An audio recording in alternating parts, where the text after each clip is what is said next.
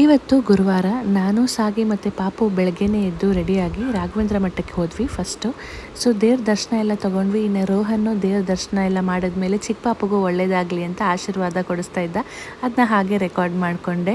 ಇನ್ನು ಇವತ್ತು ದೇವ್ರ ದರ್ಶನ ಮುಗಿಸ್ಕೊಂಡು ಸ್ವಲ್ಪ ತಿಂಡಿ ಎಲ್ಲ ತಿಂದ್ಕೊಂಡು ಹೊರಗಡೆ ಸ್ವಲ್ಪ ಕೆಲಸ ಇತ್ತು ಮುಗಿಸ್ಕೊಂಡು ಸೀಮಂತಕ್ಕೆ ಸ್ಯಾರಿ ತೊಗೊಳ್ಳೋಣ ಹಾಗೆ ಅಂತ ಹೇಳಿ ಹೊರಟಿದ್ವಿ.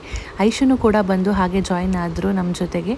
ಈಗ ಎಲ್ಲರೂ ತಿಂಡಿ ತಿಂದಿರಲಿಲ್ಲ, ಒಟ್ಟಿಗೆ ಊಟಕ್ಕೆ ಅಂತ ಹೇಳಿ ಅರೌಂಡ್ 1 ಗಂಟೆಗೆ ನೀಲಾಂಜನ ಮಹೇಶ್ ಪ್ರಸಾದ್ ಹೋಟೆಲ್ಗೆ ಅಂತ ಹೋದ್ವಿ. ಎಲ್ಲರೂ ನಾವು ಒಟ್ಟಿಗೆ ಸೇರಿಕೊಂಡ್ರೆ ಟೈಮ್ ಹೋಗೋದೇ ಗೊತ್ತಾಗಲ್ಲ, ಅಷ್ಟೊಂದು ಮಾತಾಡಿಕೊಂಡು ನಗಾಡಿಕೊಂಡು ಕೂತಿರ್ತೀವಿ. ಇನ್ನು ಎಲ್ಲರೂ ಫುಡ್ಡು ಒಂದೊಂದು ಆರ್ಡ್ರ್ ಮಾಡಿಕೊಂಡು, ಇನ್ನು ರೋಹನ್ ಅಂತೂ ನಾವೆಲ್ಲ ಸೇರಿದ್ರೆ ತುಂಬ ಎಕ್ಸೈಟೆಡ್ ಆಗಿರ್ತಾನೆ. ಎಲ್ಲೋ ಹೊರಗಡೆ ಹೋಗ್ತಿದ್ದೀವಿ ಅಥವಾ ಏನೋ ಮಸ್ತಿ ಮಾಡ್ತೀವಿ ಅಂತ ಹೇಳ್ಕೊಂಡು ಅವನದೇ ತುಂಬ ಎಕ್ಸೈಟ್ಮೆಂಟ್ ಇರುತ್ತೆ. ಇನ್ನು ಮನೇಲಂತೂ ಅವ್ನು ತಿನ್ನಲ್ಲ, ನಾನೇ ತಿನ್ನಿಸ್ಬೇಕು. ಹೊರಗಡೆ ಬಂದರೆ ಸ್ವಲ್ಪ ಇವ್ರನ್ನ ನೋಡ್ಕೊಂಡು ಹೇಗೋ ತಿಂತಾನೆ.